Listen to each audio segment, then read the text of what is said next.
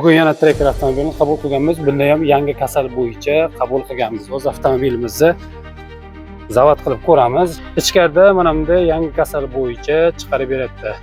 Rulda muammo bor debdi. Xo'p, bu tomonda yana balon davlenalari. Rulda muammo bor, ehtiyot bo'lgan deb chiqarib beradi. Avtomobilimizni tekshirganimizda mana bu rul qismlarida muammo chiqarib beradi. Hozir buni ham chiroyli qilib diagnostika bilan ishini bitkazib berib yuboramiz. Bu tomonda chek chiroqlarini ham ko'ramiz nimaga yongan. Bu tomonda znaklari ham yonib qolgan, uni ham tekshirib chiroyli qilib chiqarib berib yuboramiz.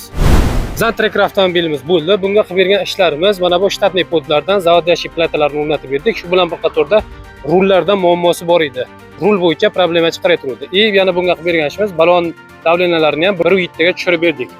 Hozir tablolarga e'tibor beramiz. O'zini shtatniy podlardan birato'la zavod qilamiz. Qulflash tugmasini ketma-ket 3 marta bosamiz. Avtomobilimiz zavod bo'ldi. Ichkarida tablolarda rul muammosini ham chiqarib bergan yo'q.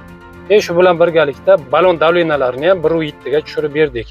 Shtatniy poddan zavod bo'lishda qanaqa qulayliklari bor? Avtomobilda konditsioner qismini yoqib ketsa, chiqqancha avtomobilda konditsioner qo'shib salondacha normal holatda yaxlab turadi.